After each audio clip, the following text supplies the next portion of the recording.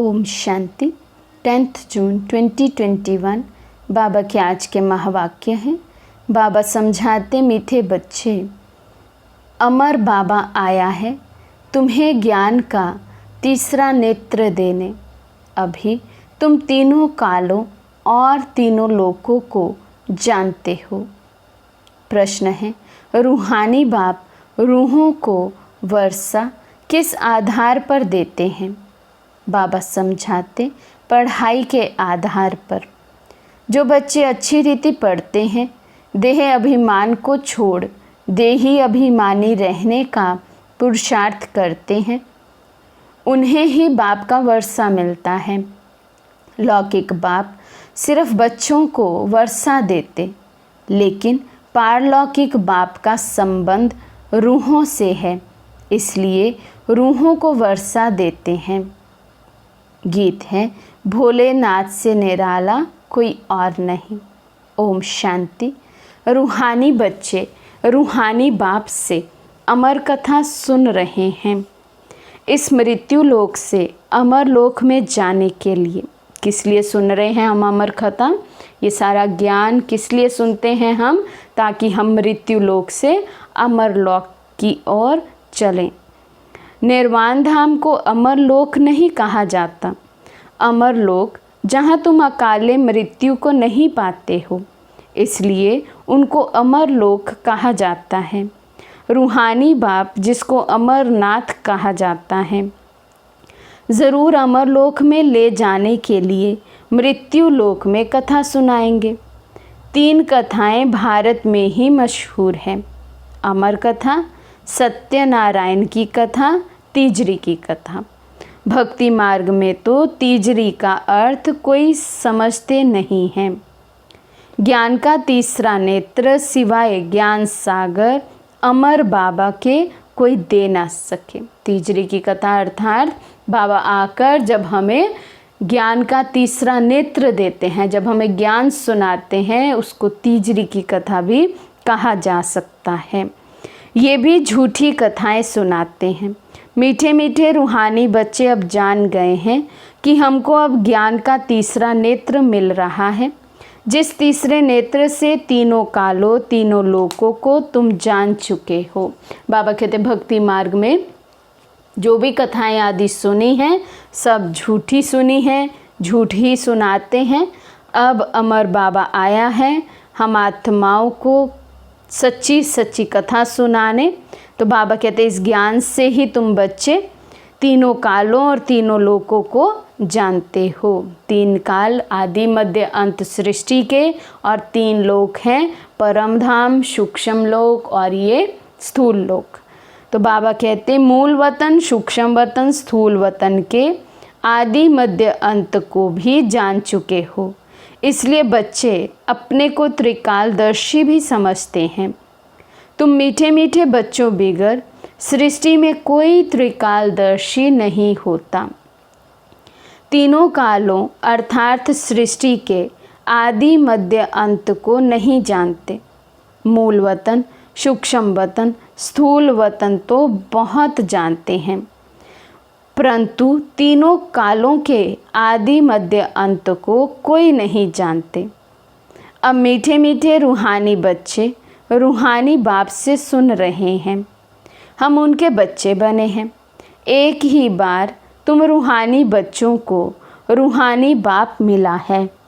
रूहों को पढ़ाते हैं और सब देह अभिमानी होने के कारण कहते हैं मैं ये पढ़ाता हूँ, मैं ये करता हूँ। देह अभिमान आ जाता है। अभी इस संगम पर रूहानी बाप आकर रूहानी बच्चों को कहते हैं तुम अच्छी रीति पढ़ो। बाप से हर एक बच्चा वर्षा लेने का हकदार है, क्योंकि सब रूहानी बच्चे हो ना। लौकिक संबंध में सिर्फ बच्चा वर्षे का हकदार बनता है। इस पारलौकिक संबंध में सभी बच्चों रूहों को वर्षा मिलता है। लौकिक में बाबा कहते जो मेल बच्चा होता है केवल उसको वर्षा मिलता है। ये पहले समय की बातें थी, अभी तो फीमेल्स को अर्थात बेटियों को भी वर्षा मिलता है। लेकिन पहले नहीं मिलता था। तो पहले की बात बाबा कर रहे हैं कि उस समय पर केवल जो बॉय होता था, जो मेल होता था घर में, बच्चा जो संतान थी, उसी को वर्षा मिलता था, बेटी को वर्षा नहीं मिलता था। लेकिन बाबा कहते क्योंकि बाबा रूहों को देखते हैं, रूहों का पिता है, तो सभी रूहों को, चाहे शरीर कोई का मेल का हो या फीमेल का हो, लेकिन बाबा रूहों को वर्षा देते हैं। तो उस अनुसार सभी रूहें उस वर्षे की हकदार हैं।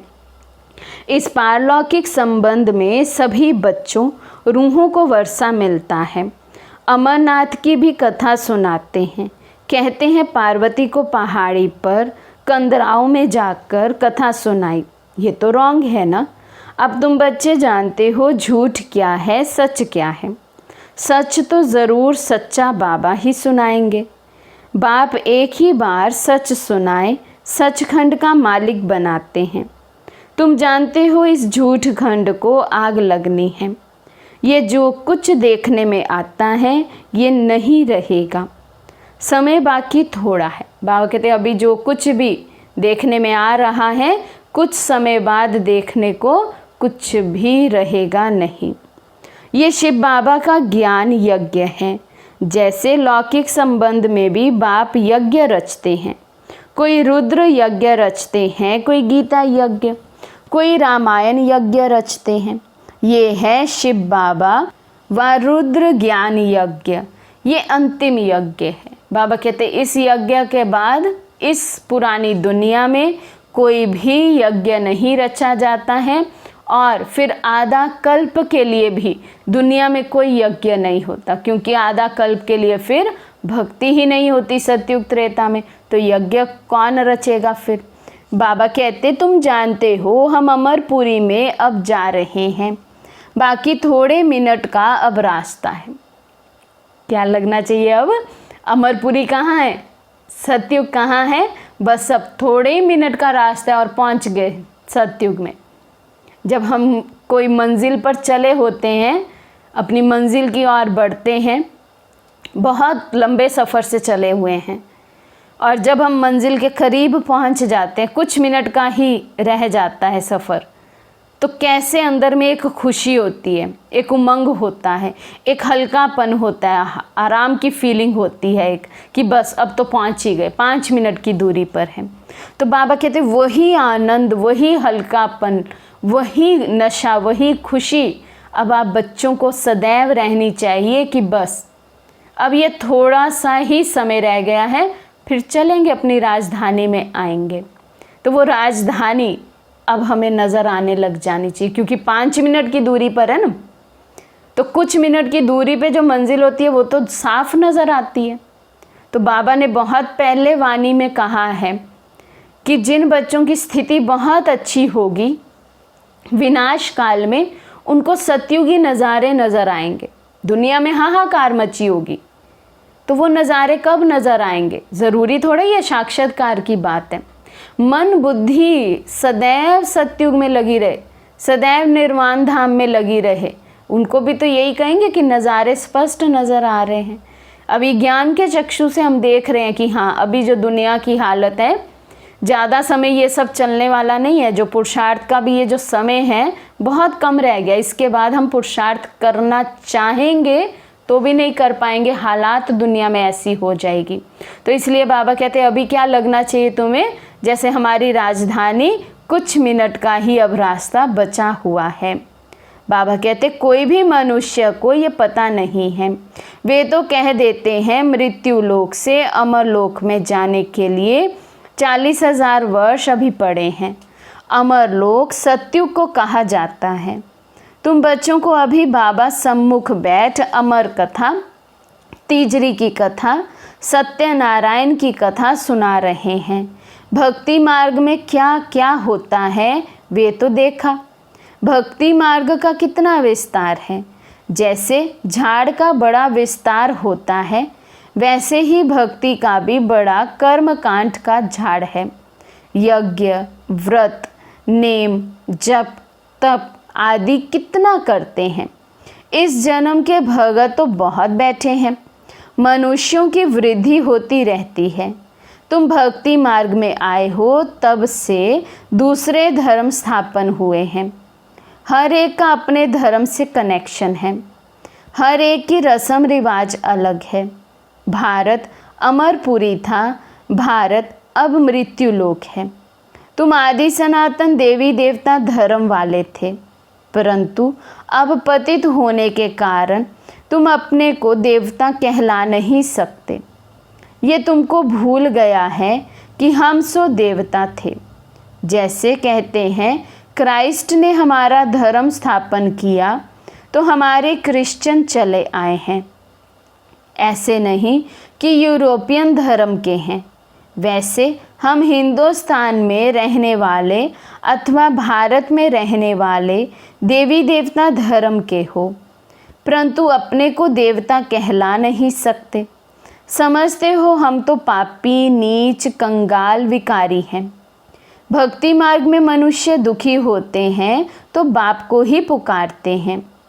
ये सिर्फ तुम ब्राह्मण बच्चे ही जानते हो कि जिस बाप को पुकारते आए हैं वे हमको बेहद का वर्षा देने के लिए अमर कथा सुना रहे हैं।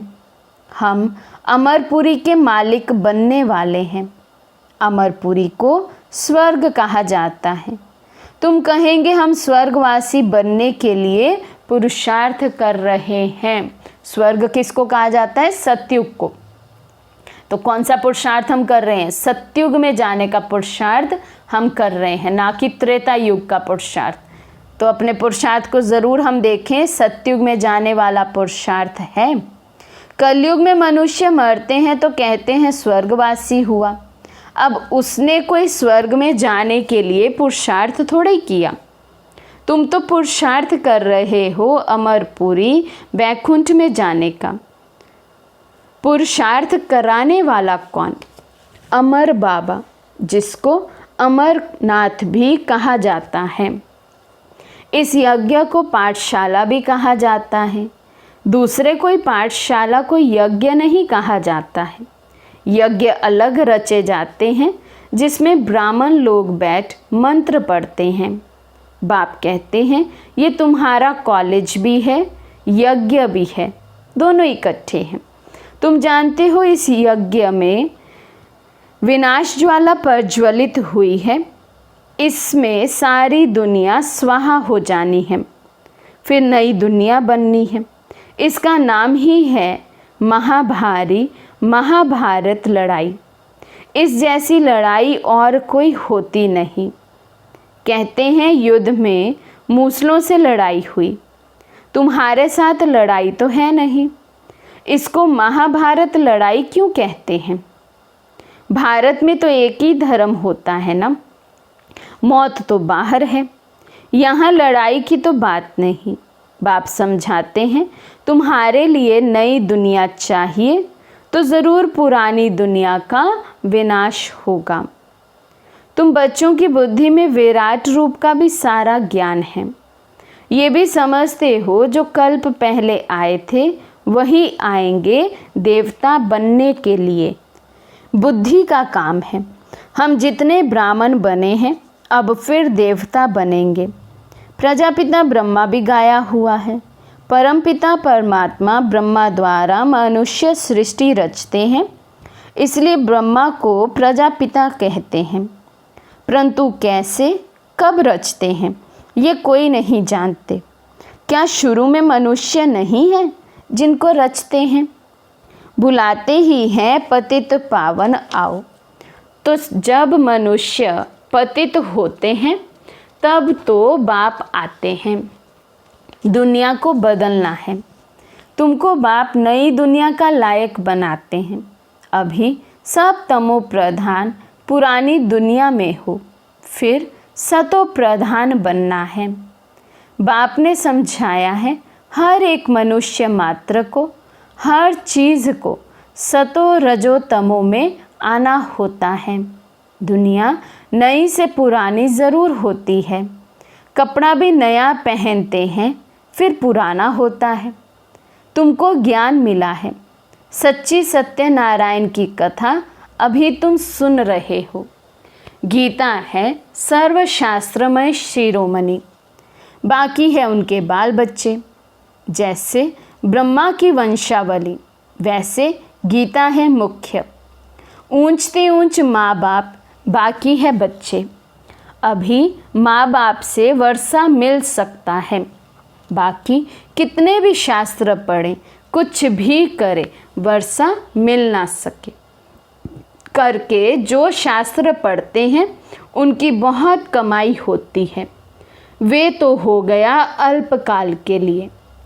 यहाँ तुम बच्चे सुनते हो तो कितनी कमाई करते हो, 21 जन्म के लिए। बाबा कहते विचार करो। बाबा कहते वे दुनिया में ब्राह्मण भले कोई कथा सुनाते हैं, कंठ करके भी सुनाते हैं, तो कमाई भी करते हैं, लेकिन उनकी कमाई है विनाशी, अल्पकाल के लिए, कुछ समय के लिए। लेकिन बाबा कहते आप बच्चे जो ज्ञान सुनते हैं, स्वयं में समाते हैं, तो ये कमाई आप करते हैं 21 जन्मों के लिए, तो अविनाशी कमाई करते हैं। तो बाबा कहते अब विचार करो ज़रा। वे एक सुनाएंगे, सब उनको पैसा देंगे। यहाँ बाप तुम बच्चों को सुनाते हैं, तुम 21 जन्म के लिए कितने साहूकार बनते हो। वहाँ सुनाने वाले की जेब भरती है। भक्ति आदि करना प्रवृत्ति मार्ग वालों का काम है। तुम हो प्रवृत्ति मार्ग वाले। तुम जानते हो स्वर्ग लोक में हम पूज्य थे, नहीं तो 84 जन्मों का हिसाब कहाँ से आए। ये है रूहानी ज्ञान जो सुप्रीम रूह ज्ञान सागर से मिलता है।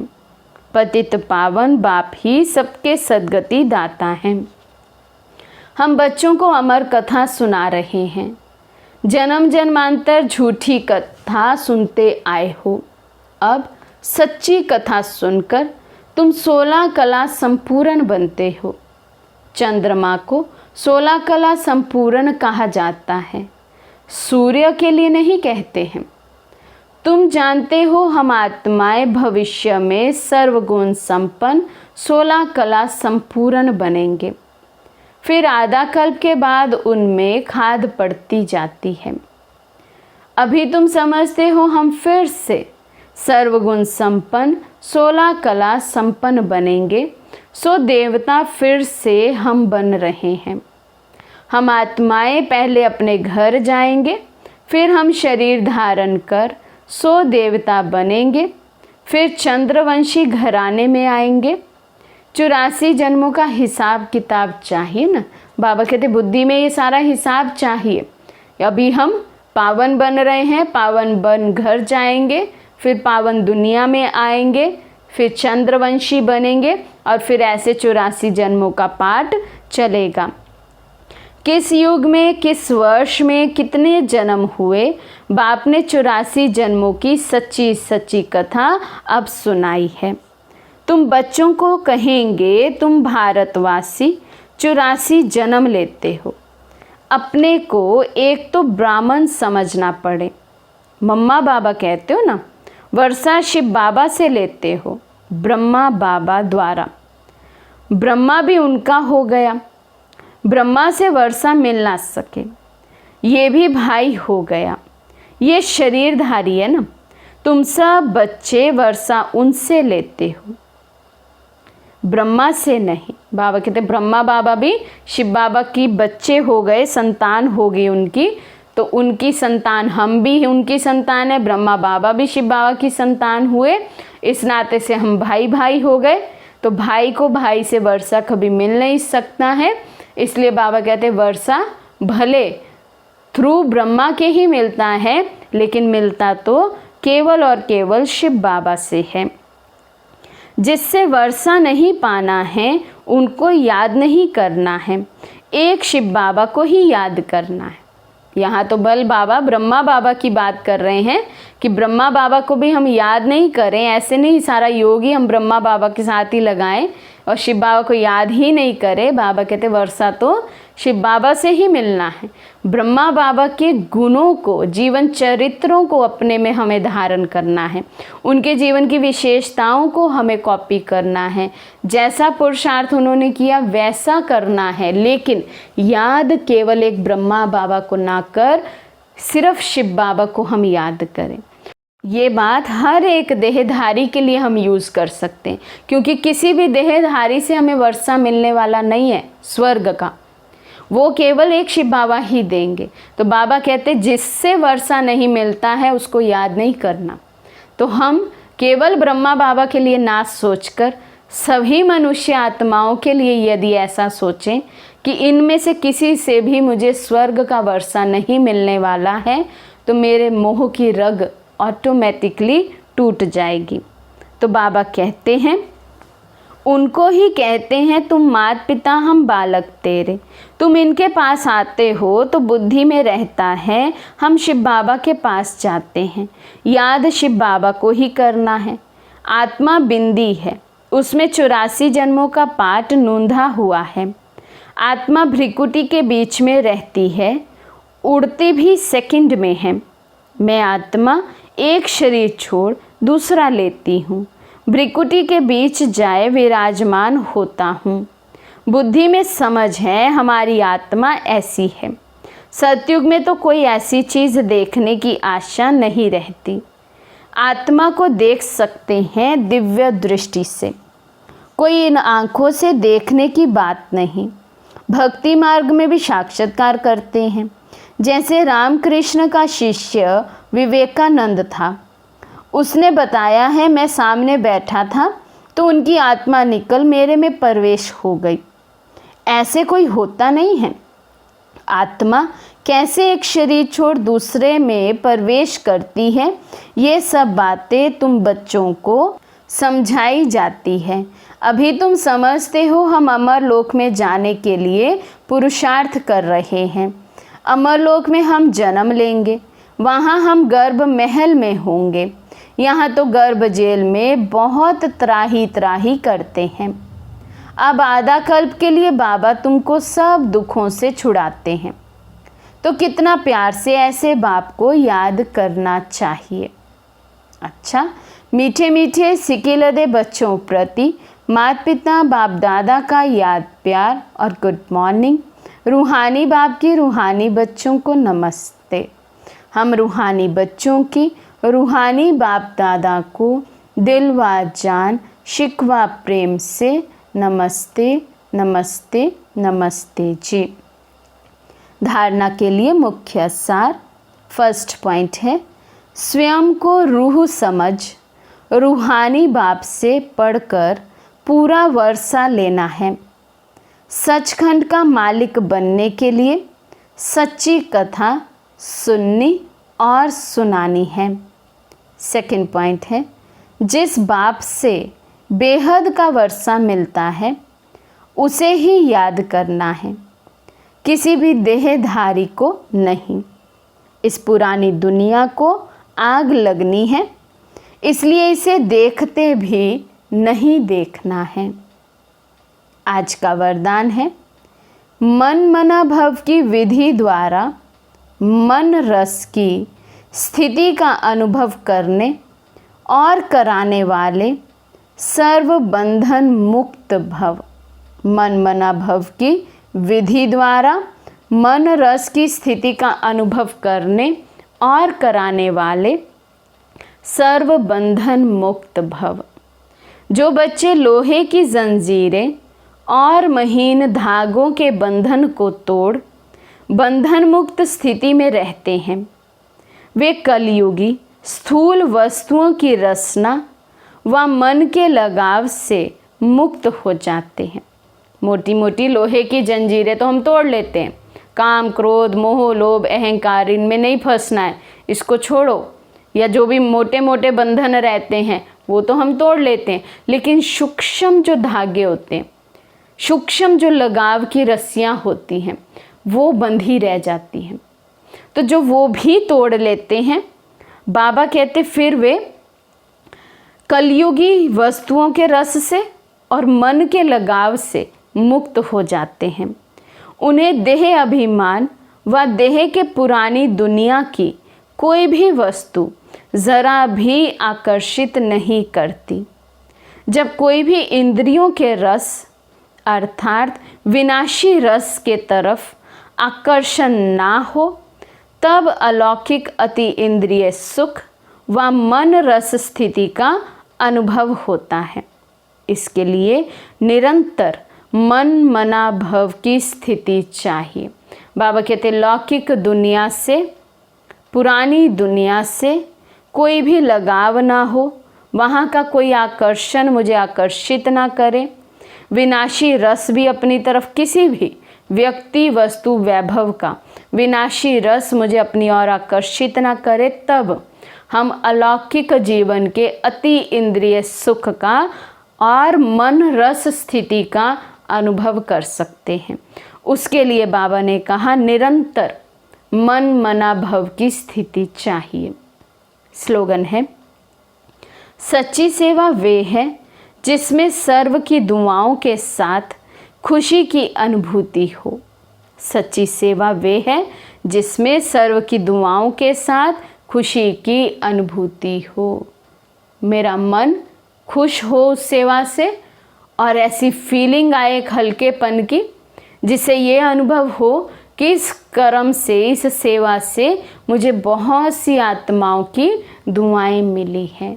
तो दुआएं हैं, उनका प्रत्यक्ष फल है हल्कापन, सहज सफलता, सहज पुरुषार्थ, ये सब दुआओं का प्रत्यक्ष फल है। तो इसलिए बाबा ने कहा सच्ची सेवा वे हैं जिसमें सर्व की दुआओं के साथ खुशी की अनुभूति हो। अच्छा, ओम शांति।